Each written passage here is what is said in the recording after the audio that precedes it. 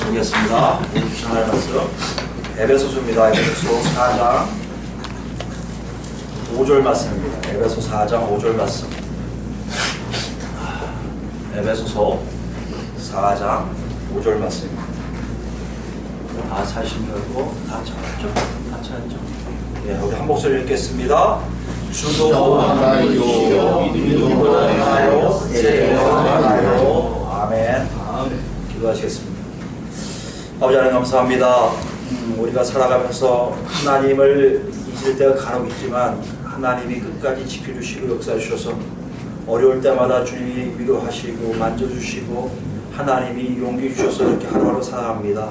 아버지 이런 조금 미성숙한 것이 아니라 더 성숙되어 하나님을 먼저 찾고 하나님과 교제하며 하나님 뜻대로 사는 것이 무엇인 줄 알아서 하나님의 귀한 자녀답게 살 수 있는 우리 삶이 될 수 있도록 주여 인도하여 주시옵소서. 정말 바라곤 합니다. 우리 각 10년마다 성령의 강건조 역사를 통해서 살아 역사하시는 하나님을 알 수 있도록 허락하여 주시옵시고 하나님 뜻대로 사는 것이 무엇인 줄 알 수 있도록 주여 인도하사 이 예배 시간이, 이 설교 듣는 시간이, 하나님 말씀 듣는 시간이 너무나 감격스러워 아버지께만 영광 드리는 우리가 될 수 있도록 주여 인도하여 주옵시고 하루하루 삶 속에 오직 하나님께만 영광 드리며 하나님만 붙잡고 사는 우리가 될 수 있도록 주여 인도하여 주시옵소서. 부족합니다. 오직 하나님께서 영광 나타나 주시옵시고 부족한 좀 도와주시옵소서. 오늘 영광 주님 내 예수 그리스도로 감사하며 기도드립니다. 아멘. 지난주에 우리가 왜 교회가 하나가 될 수밖에 없는가에 대한 이유에 대해서 같이 알아봤습니다. 그것은 여러분 같이 기억나실 거예요. 성령님이 계시기 때문에 성령님이 우리를 인도하시고요. 그러니까 그리스도 몸은 자연스럽게 한 방향으로 갈 수밖에 없고 그 증표가 뭐라고 했습니까? 각자 갖고 있는 미래적 기대가 한 소망이 된다는 거예요. 하나의 소망. 다 하나가 된다는 것이죠. 그 증거가 뭡니까? 지금 우리 현재 삶 속에 나타나고 있다는 것이에요. 그 대표적인 것이 뭡니까? 내 자신의 삶 속에 나를 부인하고 내 몸을 쳐서 하나님께 복종하고 그 다음은 점점 하나님 뜻대로 살려고 몸부림치는 내 모습을 통해서 각자가 하나의 소망을 갖고 있는 걸 알 수 있습니다. 그리고 지난 시간에 우리가 얘기했잖아요. 우리 모든 모임이 그랬으면 좋겠다고. 네. 여러분 한 주간 그렇게 사셨을 줄 믿습니다. 혹시 아닙니까? 그럼 한 번 더 확인해 보세요. 우리가 어디에 위치해 있는지. 오늘 좀 더 나갑니다. 오늘 좀 더 나가는데요. 여러분 5절 보시면 어떻게 보면 굉장히 길게 만들었어요. 번역은. 근데 헬라어 성경이 굉장히 간단합니다. 뭐라고 하냐면 한 주, 한 믿음, 한 세례예요. 딱 6자예요. 6자. 한 주, 한 믿음, 한 세례. 굉장히 간결해요. 간결하다는 의미에 대해서 우리가 조금 생각해 볼 필요가 있어요. 이걸 왜 썼죠? 지난 시간에 연결해서 하나가 된다. 평안을 통해서 하나로 묶여져 있다. 그 평화를 지켜야 된다. 힘써 지켜라는 권면 속에 교회가 하나일 수밖에 없는 것을 얘기하고 있다는 것이에요. 그 하나를 얘기할 때 접속사들 뭐 다른 언어 필요 없이 갑자기 사도 바울이 북받쳐 올라서 예, 한 몸입니다. 한 성령입니다. 한 소망입니다. 하고 얘기했는데요. 4절과 5절은 6절은 그래도 뭔가 여러 가지 붙었어요. 수식어가. 근데 5절 말씀은요. 이렇게 간결한 이유가 뭘까요? 분명하다는 거예요. 분명하다. 이걸 사도 바울뿐만 아니라 예수를 그리스도로 영접한 사람들은 딱 보면 공동체를 보면 한 주, 한 믿음, 한 세례가 그냥 보여야 된다는 거예요. 여러분 보여지십니까? 한 주, 한 믿음, 한 세례가요? 그럼 여러분 교회가 왜 하나가 되어야 되는지 하나가 될 수밖에 없는 이유를 여러분은 두 번째를 그냥 알고 계시다는 거예요. 이렇게 우리 모임 안에 우리가 앞으로 같이 이웃할 많은 모임들, 공동체들이 이런 하나가 될 수 있는 그 이유에 대해서 알기 위해서 정말 우리 눈에 한 주, 한 믿음, 한 세례가 보이는지 그걸 확인하는 오늘 시간이 되기를 원합니다.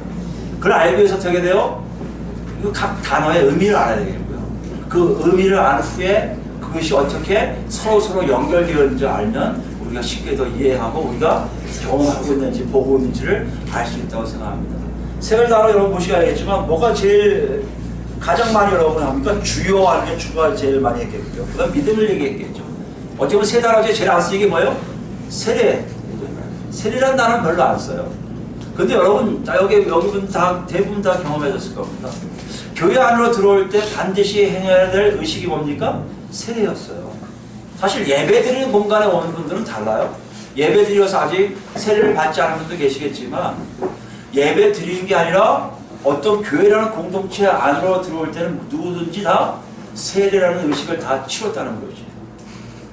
그 세례를 다 알아요. 근데 왜 사도 바울이 이 세례를 강조했을까요? 지금 이러는 거예요. 사도 바울이 쓰다가 눈에 보였겠죠. 에베소 교인들이 보였겠죠. 에베소 교인들이 우리처럼 요 정도 사이즈였다고 저는 생각해요. 아니 좀 더 많으면 30명가량? 많지 않았을 거예요. 왜냐면 가정교회였으니까. 조그맣게 모임이 시작됐으니까. 거기 앉아있는 사람들이 다 뭘 받은 사람들이에요? 세례받고 그 안에 앉아있는 거예요. 딱 치는 거예요. 한 세례 했던 거죠. 맞아. 한 세례를 받은 사람들이야. 이건 여러분 아시겠지만 예수님이 부활하신 다음에 첫 번째 명령이었잖아요. 우리 조 형제 세례식 때 같이 보았지만 뭐죠? 가서 제자 삼아서 아버지와 아들과 성령 이름을 뭐 하라고 했죠? 세례를 베풀고 오라고 했어요. 이걸 명령했단 말이에요. 그 명령이 실제로 일어나야 되잖아요. 실제로 일어난 사건이 어디 있습니까? 사도행전 2장 가시는 거예요. 사도행전 2장 보시면요. 36절부터 볼까요? 예수님이 말씀하신 것처럼 너희들이 좀 있어서 하나님의 성령을 받을 것이라고 했어요. 그래서 제자들이 마가다라 앞에서 열심히 기도하다가 정말 성령을 받아요. 성령 충만함을 통해서 각 나라의 방언으로 설교를 시작해요. 베드로가 주 설교자가 돼서 설교 시작하는 게 뭡니까? 여러 가지 있다가 하이라이트 36절 딱 나와요. 36절 보시면 2장입니다. 사도행전 2장 36절 보시면 189페이지 있습니다. 제가 읽으면 설명하겠습니다. 36절 보시면 그런즉 이스라엘 온 집은 확실히 알지니 너희가 십자가에 못 박은 이 예수를 하나님이 주와 그리스도가 되게 하셨느니라 하니라. 이 말씀을 들은 사람들이 찔리기 시작해요. 30절 보시면 그들이 이 말을 듣고 마음에 찔려 베드로와 다른 사도에게 물어 이르되 형제들아 우리가 어찌할꼬 하거늘 베드로가 이르되 너희가 회개하여 각각 예수 그리스도 이름을 뭘 받으라? 세례를 받고 죄사함을 받으라. 그리하면 성령의 선물을 받으리니. 그다음 쭉 나온 다음에 우리 후반에 가서 보시면 41절 하시면요. 그 말을 받은 사람들은 세례를 받음에 이날의 신도수가 3,000이나 더하더라.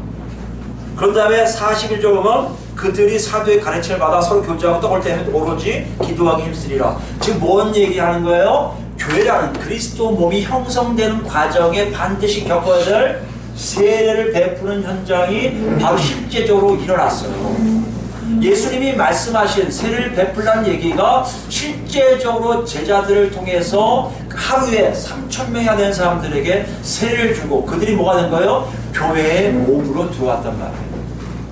여러분 이걸 보시면 알겠지만 세례라는 의미는 우리에게 독특하게 뭐 있어요?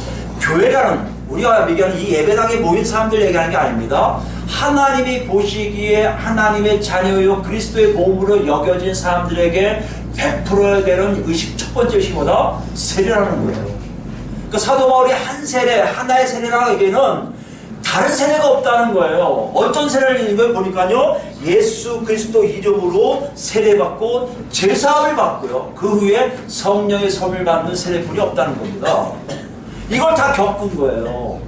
이걸 우리가 이해를 해보셔야 돼요. 여러분이 세례를 받으셨다는 것을 다 알잖아요. 나도 세례를 받았습니다. 교회 오니까 세례 문답도 있었고 우리 교회는 세례 문답이 없지만요. 문답을 통해서 형식을 갖춰서 교육을 받고 문답을 통해서 목사님이 물로 혹은 침례로 물속에 잠기게 하는 세례나 침례를 베풀었단 말이에요.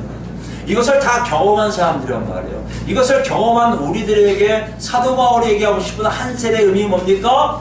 예수 그리스도 이름으로 죄사함을 받은 자들이 고백하는 모습이라는 거예요. 이런 사람들만 지금 어디 있다는 거예요? 그리스도 몸으로 존재한다는 것이에요. 첫 번째 여러분 생각해 보세요. 여러분과 저는 정말 거기 있습니까? 정말 예수 그리스도를 통해서 내가 아버지와 관계가 끊어졌던 그 죄가 하나님 그 죄를 쏙 빼므로 아버지와 내 관계가 돈독하게 화해가 됐습니까? 그것이 있는 분들에게 얘기하는 거예요. 그분들은 반드시 뭘 가지고 있다? 교회가 하나 될 수밖에 없는 이유를 갖게 된다는 거예요. 같은 방식으로 들어왔으니까.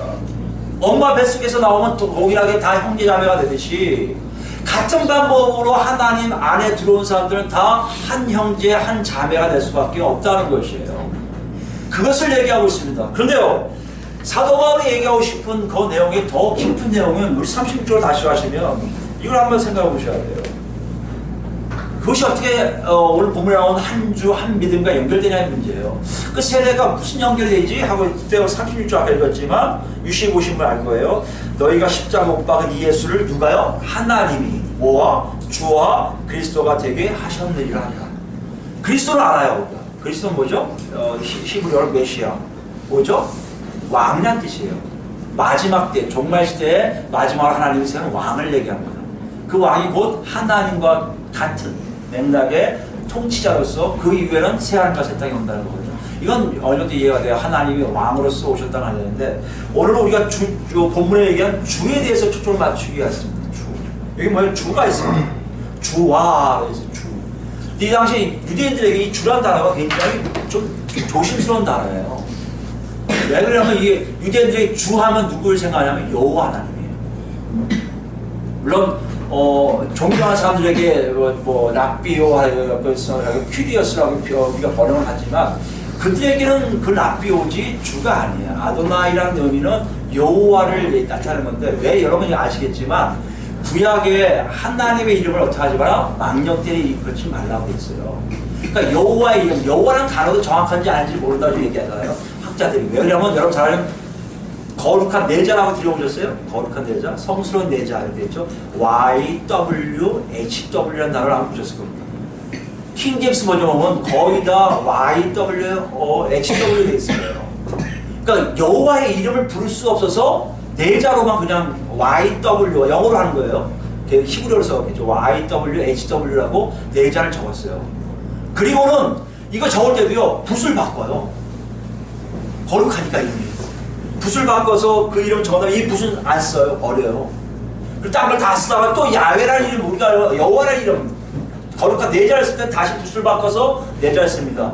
이렇게 하고 나니까 사람들이 뭐라고 하냐면 이걸 읽을 때 어떻게 읽어야 되죠? 넘어갈 수가 없잖아요. 그래서 붙인 게 뭡니까? 나의 주라는 아도나이를 붙입니다. 아도나이. 그거를 헬라어로 바꾼 70인 영어를 만들 때 헬라어로 바꿀 때 그걸 뭘 쓴 거예요? 큐리어스라는 주라는 단어를 쓴 거예요. 그러니까 이들에게 주 하면 누굴 생각하는 거예요? 여호와 하나님이에요.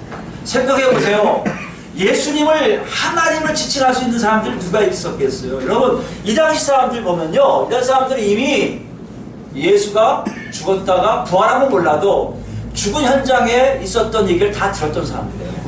대부분 예루살렘에 있었던 사람들이니까 예수가 십자가 못 박혀 죽은 걸 아는 사람들이란 말이에요. 예수가 십자가 못 박혀 죽었다는 얘기는 뭡니까? 사람이지 하나님이 아니에요. 만약에 유대인들에게 저 사람이 줍니다, 큐리어스입니다 하고 얘기한다면 그건 뭐가 돼요? 신성모독이 돼요. 베드로가 자기 설교에 하이라이트를 이걸로 마칩니다. 빵! 터뜨리고 마치는데 그 얘기를 들었을 때 사람들이 베드로를 돌로 쳐 죽여야 돼요. 신성모독인데 그런데 그 중에 찔림 있는 사람이 생겼다는 거 아니에요? 찔림. 우리가 어찌할고 우리가 어찌할고 그게 우리를 깨기라고 얘기해요. 그게 돌아서기라고 얘기해요. 하나님 자리로 왔다는 얘기예요. 우리 생각에 그냥 세례를 받으면 될 것 같은데 그게 아니라는 겁니다, 여러분. 하나님에 대한 존재를 우리가 알게 된다는 거예요. 예수 그리스도를 주로 고백한다는 거예요. 다시 얘기할까요? 유대인식으로 얘기할까요? 예수 그리스도를 주로 고백하는 것은 당장 죽을 수 있는 일인데도 고백을 한다는 거예요. 그 고백에 그 증표가 뭐라고요? 세례를 받는 거예요. 그 당시 아마 거의 세례보다 침례를 했을 거예요. 침례를 받았을 것이라고 추측을 많이 한 거예요. 바티조마 자체가 물에 잠기다는 뜻이거든요. 그러니까 침례의 의미를 했을 거예요. 여러분 보세요. 물칠하는 거는 그냥 넘어갈 수 있지만 물에 잠기는 건요 사람들 다 봐요. 오! 쟤도 들어가네? 쟤도 들어가네? 다 알아요. 물에 젖어 나오니까. 그런 일을 행하는 것이 그 당시 뭐라고요?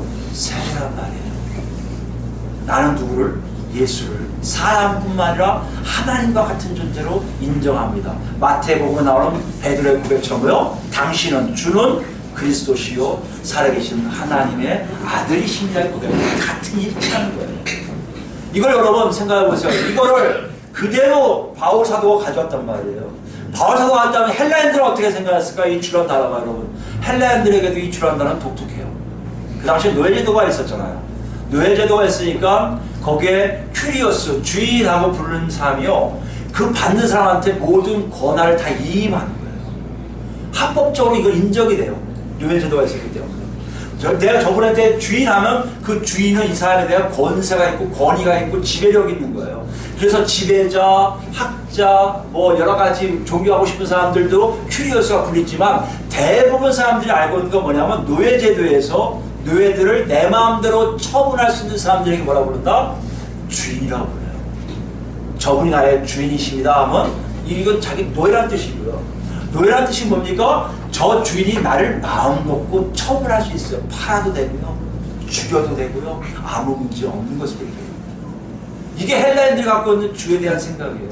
더 나갈까요? 시대가 갈수록 황제 숭배가 생겨요. 네로 이후에 생겼다고 얘기해요. 역사학자들 얘기하는데 네로 이후에 큐리어스 하면요. 그 황제는 뭐가 되는 거예요? 곧 신이에요. 왜냐면 종교에서 자기들이 믿는 신 앞에 큐리어스라는 단어를 붙여요. 만약에 제우스 신이면 큐리어스 제우스 이렇게 된단 말이에요. 그런 이미지들이 있어서 황제도 똑같이 큐리어스라는 단어를 붙이므로 자기가 왕이죠. 신과 같은 존재였다고 얘기한다는 거예요. 정치적으로 큐리어스 붙이는 것과 종교적으로 큐리어스 붙이는 것은 굉장히 중요한 개념이에요.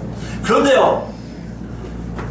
예수 그리스도를 통해서 구원받은 사람들, 세례받는 사람들은 뭘 고백하는 줄 아세요? 다른 모든 것은 큐리어스가 아니요. 오직 나에게 누구만 큐리어스라는 얘기예요. 예수님만 나의 주인이 되신다고 고백하는 거예요. 그것이 현장이 세례 현장이에요. 그것만 나의 주인이라는 뜻은 뭡니까? 종교의 입장에서요. 서로들 만신적 같은 게 있어서 서로 종교를 인정해요. 다 뭘 붙여주죠? 난 제우스를 안 믿어. 그렇지만 큐리어스라고 붙여줘요. 예수 믿는 사람들만 큐리어스를 붙이지 않아요. 예수 믿는 자들만 누구에게만 큐리어스를 붙인다고요? 오직 나의 주 예수 그리스도에게만 큐리어스를 붙여요. 타 종교인들 어떻게 생각하겠어요? 싫죠. 때려 죽이고 싶죠. 나쁜 놈들이죠. 정치인들 입장에도 마찬가지예요. 그 왕이란 뜻인데, 황제란 뜻인데, 황제 누구예요? 왕조 왕 누구라고 얘기해요? 우리 주 그리스도 아닙니까? 정치적으로, 종교적으로 모든 것들이 큐리어스란 고백 하나로 세례를 받는다면 그것은 뭘 얘기합니까? 세상에서 불이익을 당할 수밖에 없어요. 세상에서 무시당할 수밖에 없어요.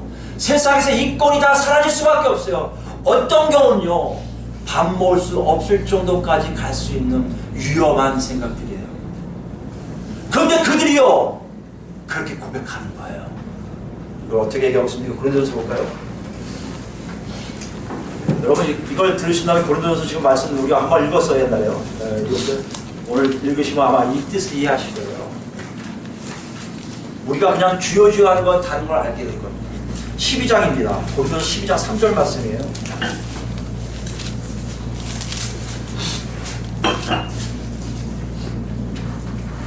제가 읽습니다. 잘 찾으셨죠? 고린도전서 12장 3절 말씀이에요. 그러므로 내가 너에게 알리노니 하나님이 영으로 말하는 자가 누구든지 예수를 저주할 자를 하지 아니하고 뒤에 중요하죠. 또 성령으로 아니하고는 누구든지 예수를 뭐라 하지 않는다? 주시라 할 수 없느니라. 이게 이해되시죠? 왜 성령이 오셔야만이 예수를 주라고 고백할 수 있다고요? 그때 시대적 상황이 주라고 표현하는 곳 사회적으로 멘토를 얘기할 수밖에 없어요. 우리 식으로 얘기하면 왕따, 불이익을 당할 수밖에 없어요. 하나님을 따르는 것이, 예수 그리스도를 따르는 것이 이만큼 나에게 불이익을 제공하고 있는데도 나는 그분을 뭐로 고백한다는 거예요? 나는 그분이 나의 그리스도시요 나의 주인이십니다 라고 고백한다는 거예요. 여러분 그건 어떤 식이에요? 그분을 주인으로 고백하는 이유가 뭡니까? 안다는 거예요. 그분만이 나를 처분할 수 있는 걸 아는 거예요. 그분만이 나를 심판하는 걸 알게 된다는 얘기예요.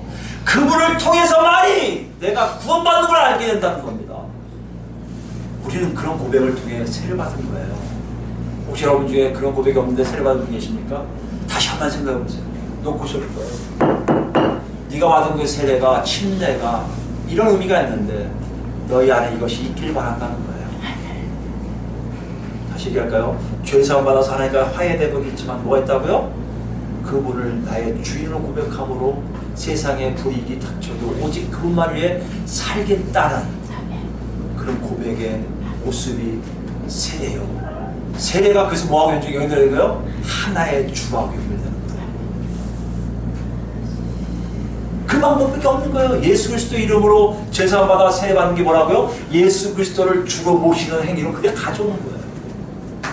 여러분, 이것이 어떤 의미인지를 사도 바울은 고린도전서를 통해 또 자세하게 우리에게 보여주고 있는데요. 고린도전서 3장을 볼까요? 고린도전서 3장 보시면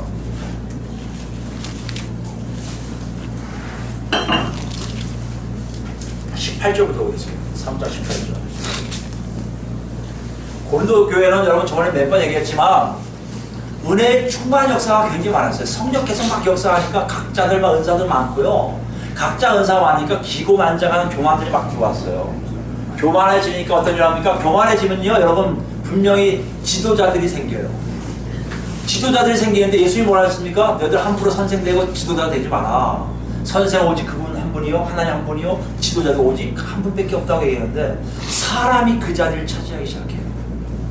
교회가 잘못되고 있는 것 중에 하나가 뭔지 아십니까? 사람이 하나님 자리에 앉기 시작해요.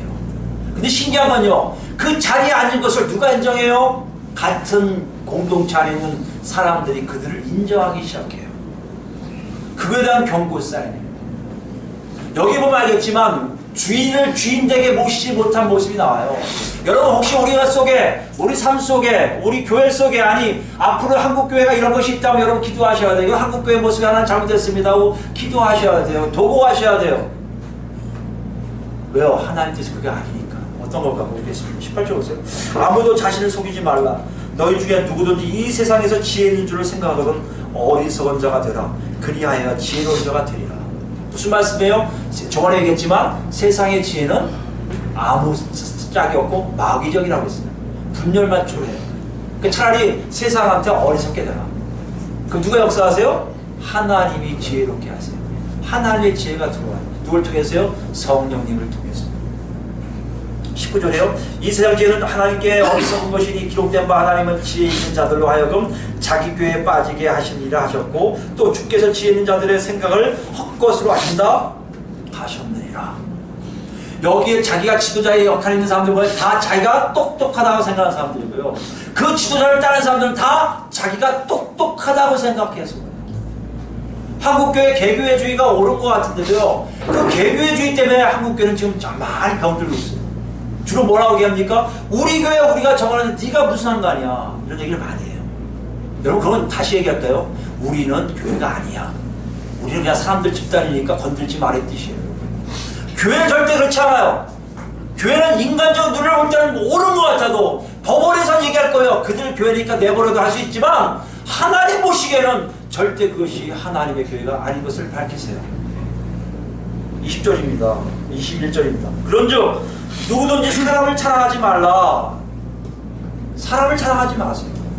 우리 교회 아무개 목사님 만나서 우리 교회 아무개 목사님 만나야 그분 설교 들어야 그분만이 너를 구원시킬 수 있고 우리 교회와 예배 드려야 된다. 여러분 그 사람을 자랑하는 거예요. 교회 자랑하는 거 아니에요. 많은 목사님들이 그렇게 전도하라고 가르치는데 그건요 잘못된 가르침이에요.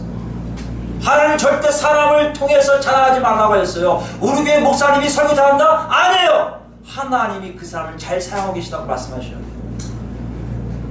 하나님이 하세요. 사람이 하는 게 아니에요. 사람이 똑똑해서 그런 게 아니에요. 하나님이 쓰시니까 가능한 거예요. 하나님을 보세요. 그걸 얘기하고 있습니다. 사람을 자랑하지 말라. 그럼 뭐라고 했어요? 만물이 다 너희 것입니다. 이거 대단히 멋있지 않습니까? 만물 다 우리에게 주셨다는 거 그리스도들에게. 우리 에베소서에 봤잖아요. 만물 위에 그리스도 몸이 있잖아요. 그 위에 그리스도 머리가 계시잖아요. 그 머리인 몸인 그 교회가 만물 위에 있잖아요. 무슨 말이에요? 하나님이 우리를 위해서 모든 걸 다 우리에게 관련되게 만드셨어요. 관련되게. 우리가 뭘 쫓아가는 게 아니에요. 우리는 누구만 쫓아가면 돼요? 나중에 나오지만 그리스도만 쫓아가면 돼요. 그러면 그 만물이 자연스럽게 하나님 뜻 안에서 우리 안에서 출렁출렁하게 같이 따라간다는 얘기예요. 그 얘기를 하고 있습니다. 이거 오해하지 마세요. 어떤 분들이 이걸 가지고 물질 우리가 주셨어요.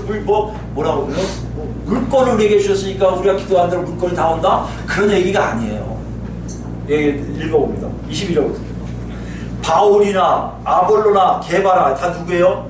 고린도 교회에서 분파를 일으켰던 지도자들 이름들이에요. 이 사람들이 잘못한 게 아니라 이 사람들 추종하는 사람들이 잘못된 거예요. 그 당시에 유명한 목사님들이세요. 사도들이세요. 아볼로 같은 경우는 굉장히 고린도 교회에서 목회하셨던 분이에요. 이분들이나 세계나 생명이나 사망이나 지금 것이나 장래 것이나 다 뭐요? 너희 것이에요. 너희가 그들 밑에 들어서 그들에게 아부하며 사는 게 아니라 그들을 너를 통해서 너희를 위해서 하나님 어떻게 하셨다? 보내셨음을 아셔야 된다는 얘기예요. 극단적으로 표현해서 여기 저 설교하는 이 목사 여러분, 하나님 쓸모없으면 쳐버리면 되지만 여러분 절대 이 자리를 여러분 하나님이 뭉치게 했다면 절대 흐트리지 않으세요. 거기에 맞는 목사를 또 보내시면 돼요. 하나님은요. 저는 도구예요. 저는 빗자루예요. 하나님 쓰다가 야 너 빗자루 많이 사갔다 절로 가라. 그럼 저도 옆에 앉아서 여러분의 하나의 공동체 아니면 다른 공동체에 들어갈 수밖에 없는 존재지, 여러분을 위해 서 있는 것이지 여러분이 저를 위해 서 있는 거 아닌 거 분명히 아셔야 돼요. 그걸 얘기하고 있습니다. 여러분 잘 드셔야 돼요. 여러분의 존재가 어떤 존재인지. 왜요? 여러분의 주인은 예수님이시니까. 그분이 이렇게 만드신 거예요. 여러분을 위해서 사람들을 세우시고요, 사람들을 보내시고요, 사람들을 하여금 하나님의 말씀 듣게 하고요, 여러분들을 위한 역사가 누구를 통해 일어난다고요? 여러분의 주인이신 그리스도를 통해서 나타나고 있다는 것입니다. 23절이 그걸 선언해요. 너희는 누구 것이다? 그리스도 것이요. 그리스도는 누구 것이다? 하나님의 것입니다. 이 말씀 잘 들으시기 바랍니다. 그럼 어떻게 해야 돼요? 여러분과 저는요, 모든 매사의 일들을 누구에게 보여야 됩니까? 사람에게 일어나도 되겠지만 그리스도, 나의 주인이신 그리스도께 아뢰할 것이고 그분의 뜻을 구할 것이고 그분의 제가를 받아야 돼요. 아무리 목사님이 이렇게 하기 좋습니다고요, 여러분 기도하셔야 돼요. 하나님 목사가 저렇게 얘기하는데 맞습니까? 확인하셔야 돼요. 여러분의 임무예요. 책임이에요. 목사가 좀 만신같이 모든 걸 다 하는 사람이 아니에요. 목사도 하나님 것이에요. 그리스도 것이에요. 그리스도가 시켜서 여기서 설교하는 거예요. 여러분 그런 그리스도를 주인으로 모신 여러분 각자가 그리스도와 관계하셔야 돼요. 4절 1절입니다.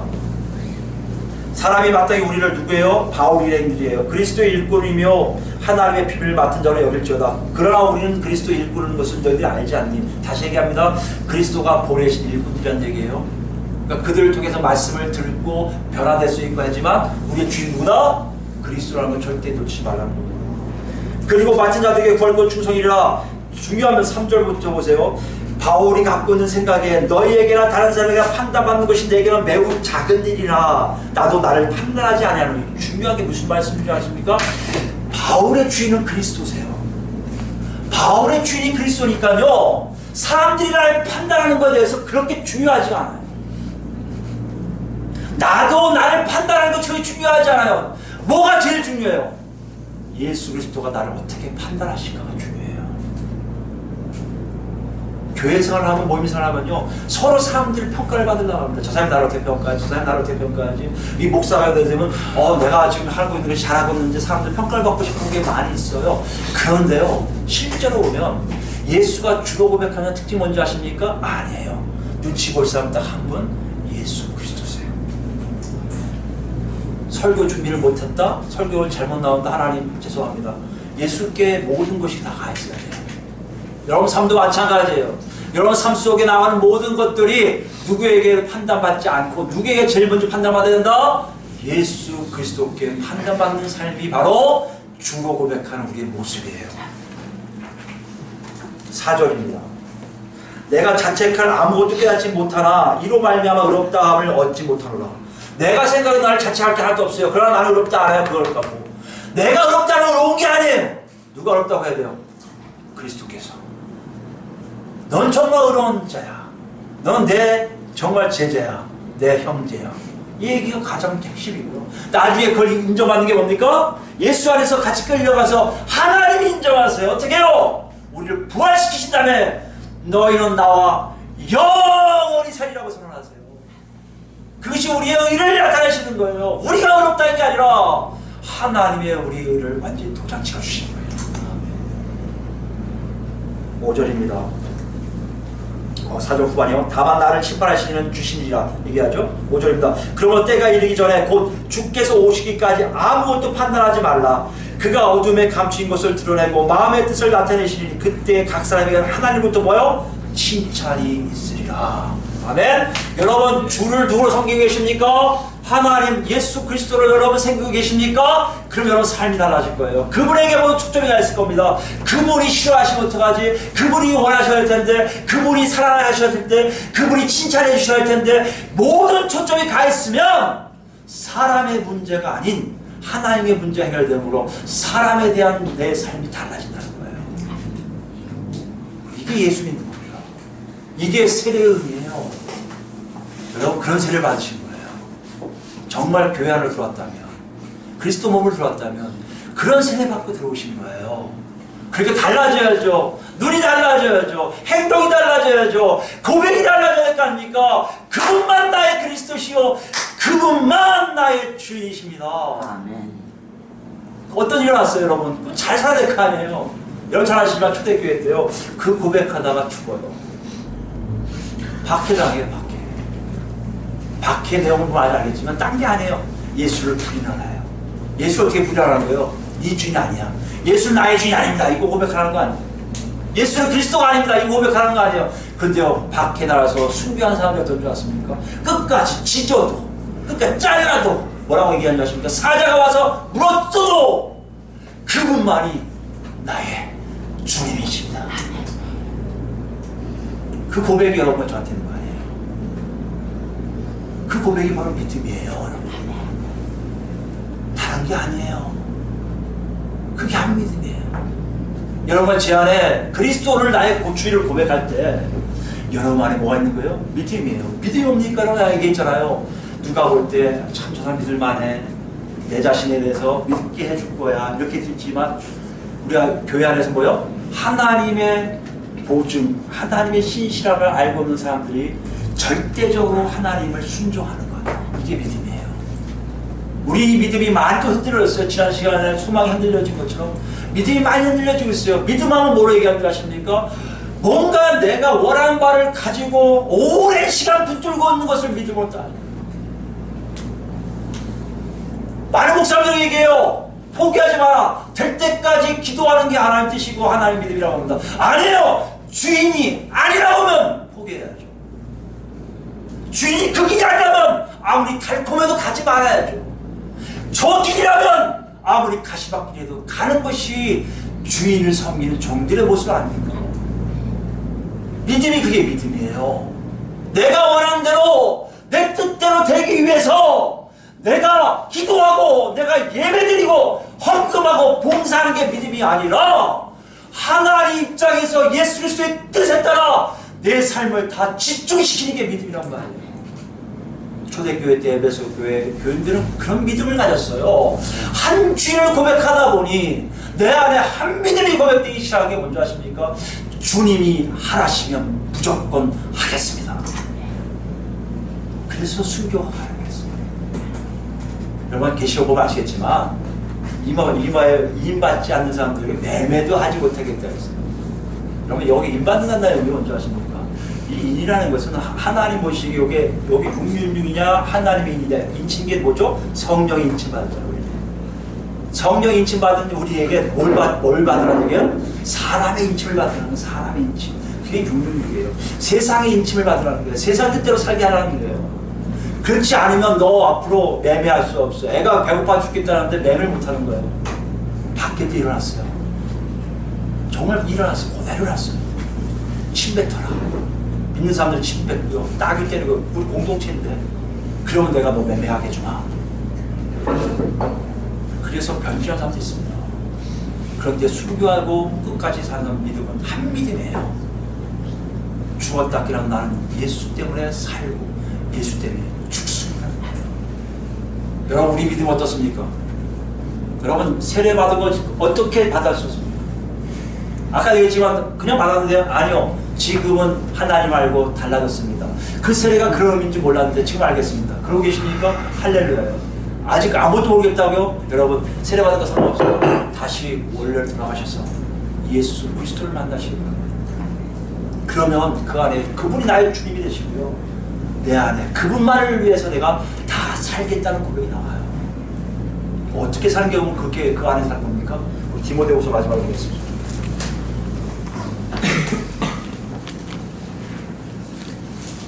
디모데후서 2장입니다.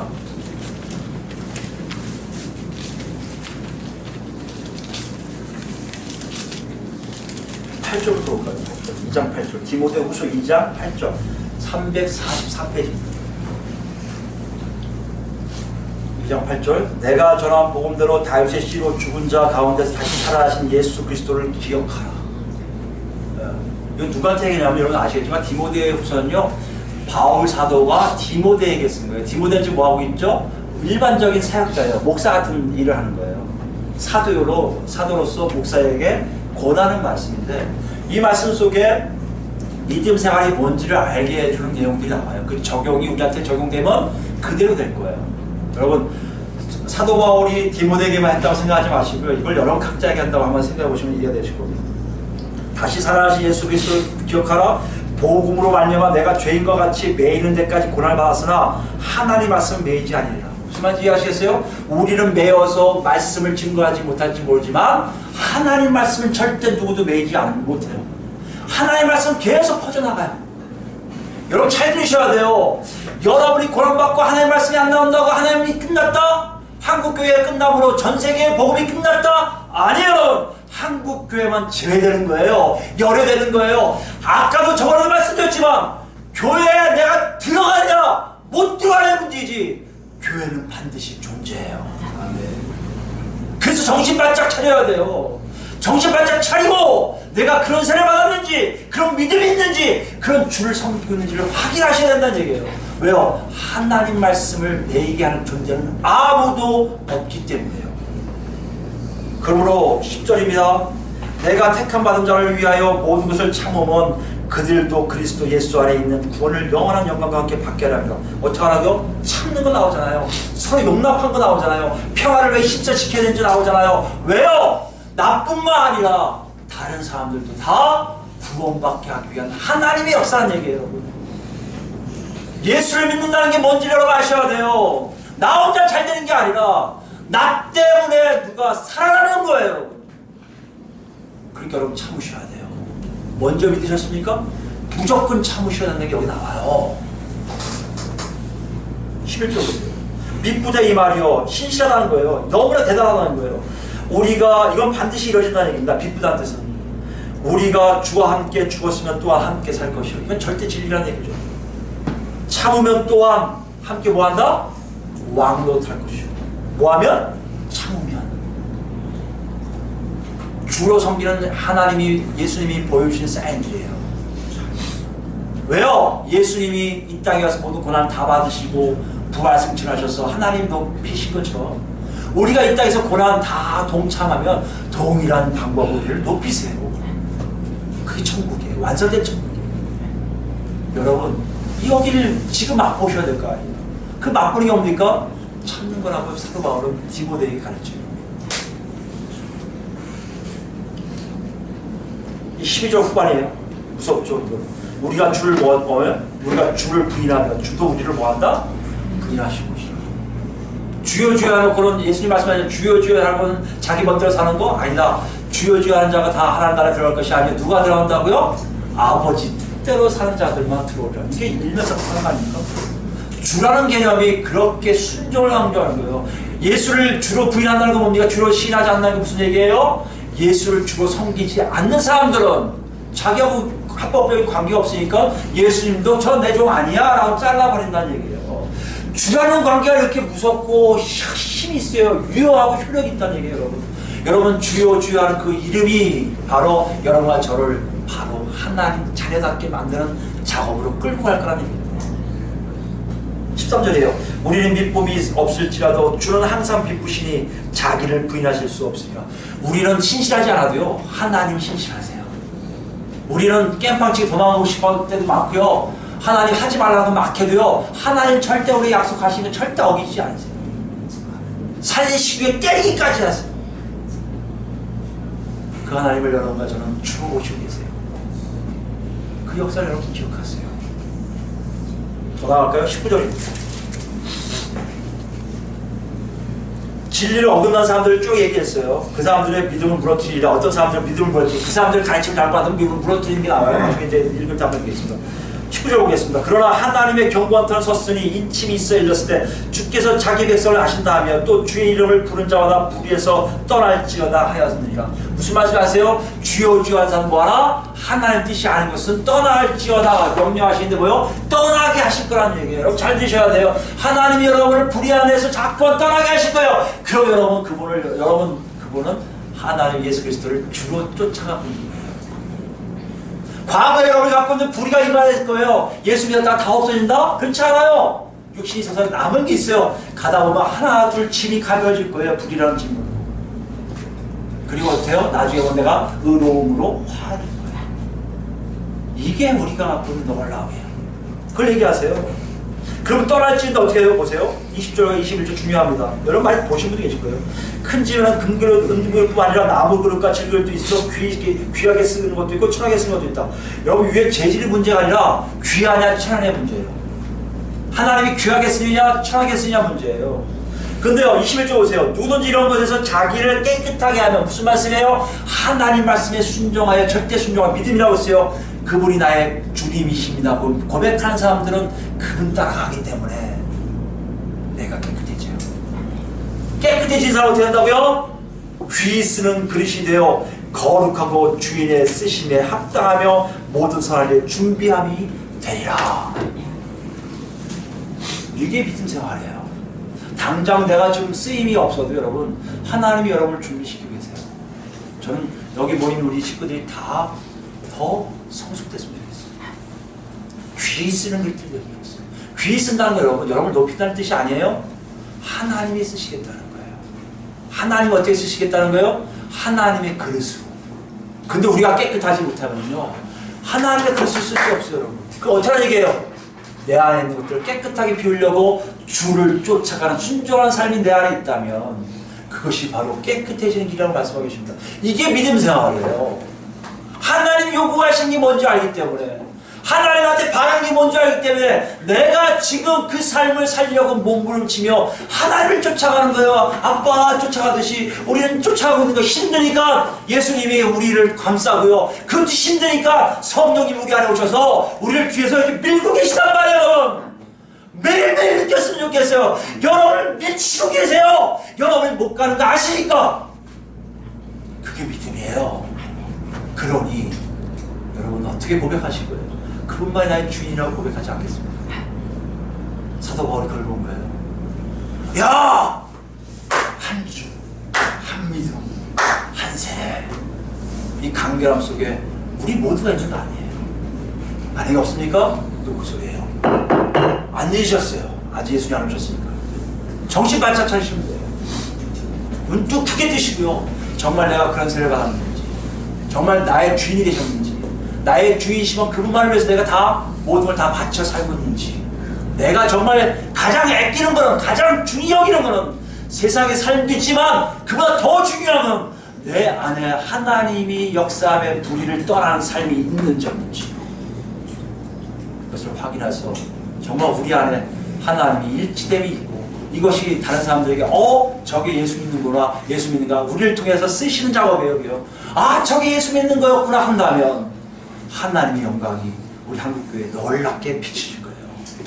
이런 쓰임에 우리 모두가 있기를 예수 그리스도로 간절히 축원드립니다. 아멘.